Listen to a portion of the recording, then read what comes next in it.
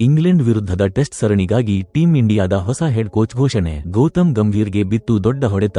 Team ಇಂಡಿಯಾದಿಂದ ಆದರೂ ಹೊರಗೆ. ವೀರೇಂದ್ರ ಸೆಹ್ವಾಗ್ ಅಲ್ಲ, ಯುವರಾಜ್ ಸಿಂಗ್ ಅಲ್ಲ, ಸಚಿನ್ ತೆಂಡೂಲ್ಕರ್ ಅವರ ಸ್ನೇಹಿತ ಆದ ಟೀಂ ಇಂಡಿಯಾದ ಹೊಸ ಹೆಡ್ ಕೋಚ್. ಇವರು ಟೆಸ್ಟ್ ಟೀಮ್ ಅನ್ನು ಲೀಡ್ ಮಾಡಿ ಇಂಗ್ಲೆಂಡ್ನಲ್ಲಿ ರಚಿಸಲಿದ್ದಾರೆ ಹೊಸ ಇತಿಹಾಸ. ಚಿರತೆಯಂತಹ ಚುರುಕುತನ, ಧೋನಿಯಂತಹ ಪ್ರತಿಭೆ, ರಾಹುಲ್ ದ್ರಾವಿಡ್ ಅವರಂತಹ ಸ್ಟೈಲ್. ಟೀಂ ಇಂಡಿಯಾದ ಸುಲ್ತಾನ್ ಆಗಿ ಹೊರಹೊಮ್ಮಿರುವ ಈ 35 ವರ್ಷದ ಆಟಗಾರ ಯಾರು? ನೋಡಿ ನಡುಗಿತು ಇಡೀ ಇಂಗ್ಲೆಂಡ್ ತಂಡ.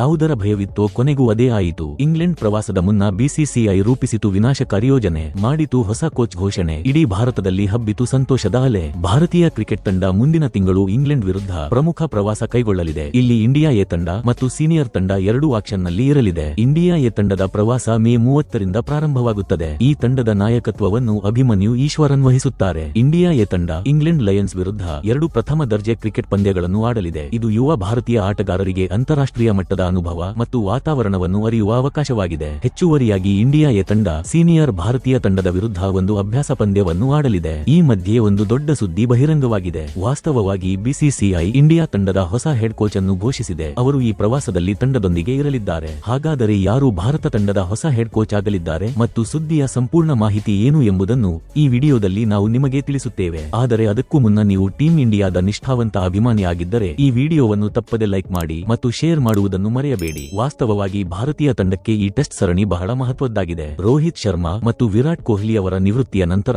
ಸಂಪೂರ್ಣ ತಂಡವು ಬದಲಾಗಿದೆ. ಬಿಸಿಸಿಐ ಮಾಜಿ ಭಾರತೀಯ ಆಲ್ರೌಂಡರ್ ಋಷಿಕೇಶ್ ಕಾನಿಟ್ಕರ್ ಅನ್ನು ಇಂಡಿಯಾ ಎ ತಂಡದ ಹೆಡ್ ಕೋಚ್ ಆಗಿ ನೇಮಿಸಿದೆ. ಋಷಿಕೇಶ್ ಕಾನಿಟ್ಕರ್ ಭಾರತಕ್ಕಾಗಿ 2 ಟೆಸ್ಟ್ ಪಂದ್ಯಗಳಲ್ಲಿ ಆಡಿದ್ದಾರೆ. ಆದರೆ ಅವರಿಗೆ ಕೋಚಿಂಗ್ ನಲ್ಲಿ ಉತ್ತಮ ಅನುಭವವಿದೆ. ಈ ಪ್ರವಾಸ ಮೇ 30ರಿಂದ ಪ್ರಾರಂಭವಾಗುತ್ತದೆ ಹಾಗೂ ರಾಜೀವ್ ದತ್ತಾ ತಂಡದ ಬೌಲಿಂಗ್ ಕೋಚ್ ಆಗಿರುತ್ತಾರೆ ಮತ್ತು ಜಯದೇವ್ ಭಟ್ಟಾಚಾರ್ಯ ಫೀಲ್ಡಿಂಗ್ ಕೋಚ್ ಆಗಿರುತ್ತಾರೆ ಹಾಗೂ ಅಭಿಮನ್ಯು ಈಶ್ವರನ್ ನಾಯಕತ್ವದ ಇಂಡಿಯಾ ಎ ತಂಡವು ತಮ್ಮ ಇಂಗ್ಲೆಂಡ್ ಪ್ರವಾಸದಲ್ಲಿ 3 ಪಂದ್ಯಗಳನ್ನು ಆಡಲಿದೆ. ಮೊದಲನೆಯದು ಇಂಗ್ಲೆಂಡ್ ಲಯನ್ಸ್ ವಿರುದ್ಧ ಮೇ 30ರಿಂದ ಜೂನ್ 2ರವರೆಗೆ ಕ್ಯಾಂಟರ್ಬರಿನಲ್ಲಿ ನಡೆಯುತ್ತೆ. ಎರಡನೆಯದು ಇಂಗ್ಲೆಂಡ್ ಲಯನ್ಸ್ ವಿರುದ್ಧ ಜೂನ್ 6ರಿಂದ ಜೂನ್ 9ರವರೆಗೆ ನಾರ್ಥ್ಯಾಂಪ್ಟನ್ನಲ್ಲಿ ನಡೆಯುತ್ತೆ. ಮೂರನೆಯದು ಸೀನಿಯರ್ ಇಂಡಿಯಾ ತಂಡದ ವಿರುದ್ಧ ಜೂನ್ 13ರಿಂದ ಜೂನ್ 16ರವರೆಗೆ ಆಡಬೇಕಾಗಿದೆ. ವಾಸ್ತವವಾಗಿ ಇಂಗ್ಲೆಂಡ್ ಪ್ರವಾಸದ ಮೊದಲು ಸುದ್ದಿ ಬಂದಿತ್ತು, ಗೌತಮ್ ಗಂಭೀರ್ ಅವರೇ ಟೀಂ ಇಂಡಿಯಾ ಎ ತಂಡದ ಕೋಚ್ ಆಗಬಹುದು ಎಂದು. ಆದರೆ ಅವರನ್ನು ಟೀಂ ಇಂಡಿಯಾ ಎನಿಂದ ಹೊರಹಾಕಲಾಗಿದೆ. ಭಾರತಕ್ಕಾಗಿ 2 ಟೆಸ್ಟ್ ಮತ್ತು 34 ಏಕದಿನ ಪಂದ್ಯಗಳನ್ನು ಆಡಿದ್ದ ಅನುಭವಿ ಋಷಿಕೇಶ್ ಕಾನಿಟ್ಕರ್ 146 ಪ್ರಥಮ ದರ್ಜೆ ಪಂದ್ಯಗಳಲ್ಲಿ 52.26 ಸರಾಸರಿಯಲ್ಲಿ 10,400 ರನ್ ಗಳಿಸಿದ್ದಾರೆ. ಮಹಾರಾಷ್ಟ್ರದ ಈ ಮಾಜಿ ಆಟಗಾರ ಇದಕ್ಕೂ ಮುಂಚೆ 2022ರ ಏಷ್ಯನ್ ಕ್ರೀಡಾಕೂಟದಲ್ಲಿ ಚಿನ್ನದ ಪದಕ ಗೆದ್ದ ಭಾರತೀಯ ಮಹಿಳಾ ತಂಡ